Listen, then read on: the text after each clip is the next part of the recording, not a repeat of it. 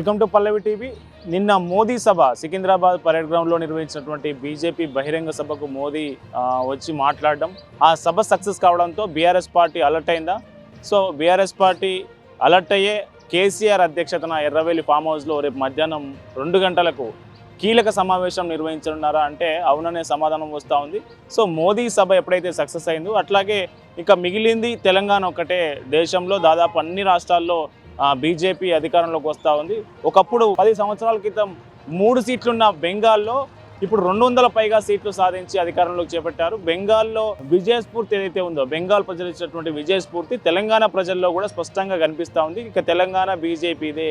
ఒకప్పుడు 2 ఎంపీ స్థానాలున్న భారతదేశంలో బీజేపీకి 2 ఎంపీలు ఉంటే ఆ ఒకరు ఎంపీ వరంగల్ నుంచి, అంటే తెలంగాణ నుంచి ఒకరు ఎంపీ ఉన్నారనే విషయాన్ని నిన్న మోదీ గుర్తు చేశారు. సో మోదీ రాకతో, నిన్న మోదీ స్పీచ్ తో, మోదీ ప్రసంగంతో తెలంగాణ బీజేపీ కార్యకర్తలు కావచ్చు, నాయకులు కావచ్చు, ఒక కొత్త జోష్ నెలకొంది. సో ఈ నేపథ్యంలోనే బీఆర్ఎస్ పార్టీ అలర్ట్ అయింది. బీజేపీ కనుక ప్రజా సమస్యలను పెద్ద ఎత్తున టేకప్ చేసి ప్రతిపక్ష పాత్రను కీలకంగా పోషిస్తే మళ్ళీ తమకు ప్రాబ్లం అవుతుందన్న ఉద్దేశంతోనే బీఆర్ఎస్ పార్టీ కూడా అలర్ట్ అయినట్టు తెలుస్తా ఉంది. బీఆర్ఎస్ పార్టీ అలర్ట్ అయిన నేపథ్యంలో రేపు కేసీఆర్ అధ్యక్షతన ఎర్రవెల్లి ఫామ్ హౌస్ లో మధ్యాహ్నం 2 గంటలకు కీలక సమావేశం నిర్వహించనున్నారు. దీనికి సంబంధించి KTR, BRS party working president KTR, Harish Rao లాంటి ముఖ్య నేతలు సహా సో కీలక నాయకులు, మాజీ ఎమ్మెల్యేలు కావచ్చు, ప్రస్తుతం ఉన్న ఎమ్మెల్యేలు కావచ్చు, ఎమ్మెల్సీలు కావచ్చు, రాజ్యసభ సభ్యులు కావచ్చు, వీళ్ళందరితో కీలక సమావేశం ఏర్పాటు చేయబోతా ఉన్నారు కేసీఆర్. సో ఈ సమావేశంలో ప్రభుత్వ వైఫల్యాన్ని, ఇప్పుడు ఏదైతే కాంగ్రెస్ గవర్నమెంట్ వచ్చి 2.5 సంవత్సరాలు దాటిందో, ప్రభుత్వ వైఫల్యాన్ని ఎండగట్టాలి. దానికి సమావేశాలు, ఆందోళనలు, సభలు నిర్వహించాలి. అట్లాగే పాదయాత్రలు కూడా. సో 2027లో పాదయాత్రలు చేస్తానని,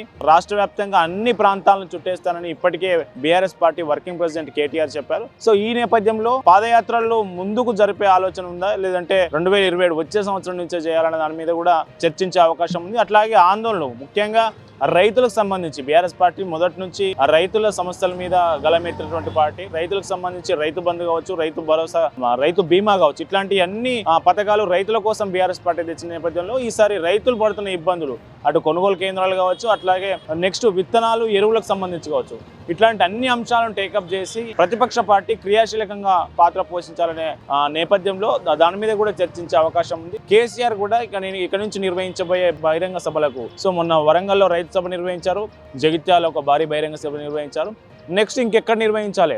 తెలంగాణ వ్యాప్తంగా ఉమ్మడి 10 జిల్లాలు ఉన్న నేపథ్యంలో సో ఏ జిల్లాల్లో సమీకరించాలి, ఏ జిల్లాల్లో యాక్టివిటీ పెంచాలి, ఏ జిల్లాలో బహిరంగ సభలు, ఏ జిల్లాలో సమావేశాలు, ఏ అంశాల మీద ఆందోళనలు చేయాలనే దాని మీద కూడా కేసీఆర్ బీఆర్ఎస్ శ్రేణులకు, బీఆర్ఎస్ ముఖ్య నేతలకు దిశానిర్దేశం చేసే అవకాశం ఉంది. సో ఇటీవల తాజా పరిణామాల నేపథ్యంలో, రాజకీయ పరిస్థితుల నేపథ్యంలో, సో తెలంగాణలో కవిత కూడా కొత్త పార్టీ పెట్టిన నేపథ్యంలో సో ఆ పార్టీ ఎఫెక్ట్ బీఆర్ఎస్ మీద ఎంత ఉంటుంది? సో కవిత పెట్టిన పార్టీ, అట్లాగే కాంగ్రెస్ పార్టీ, ఇటు బీజేపీ, సో వీటన్నిటిని ఎట్లా ట్యాకిల్ చేయాలనే అంశాల మీద కీలక సూచనలు బీఆర్ఎస్ పార్టీకి సంబంధించినటువంటి నాయకులకు, కీలక నాయకులకు కేసీఆర్ వెల్లడించే అవకాశం ఉంది.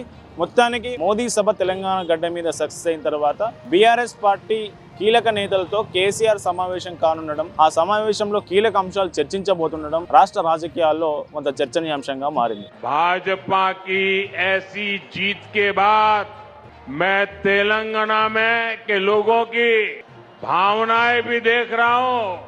तेलंगाना में हर कोई एक ही बात कह रहा है, अब की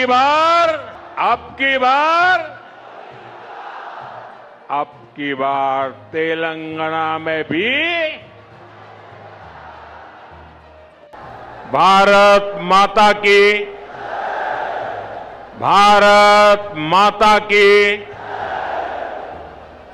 साथियों, कल मैं बंगाल में था.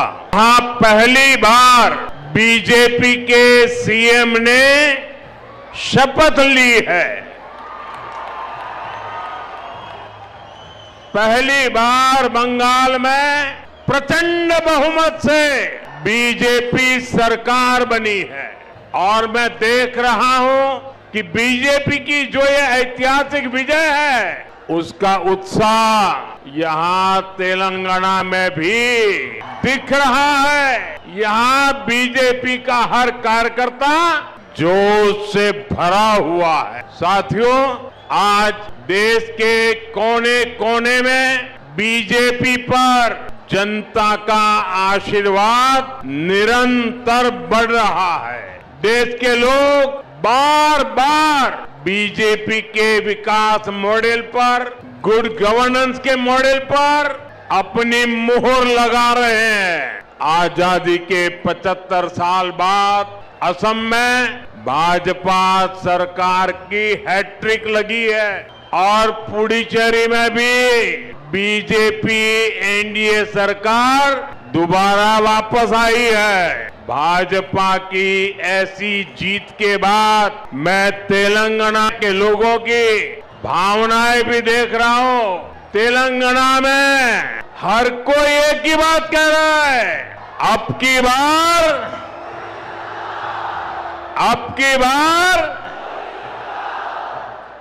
की बार तेलंगाना में भी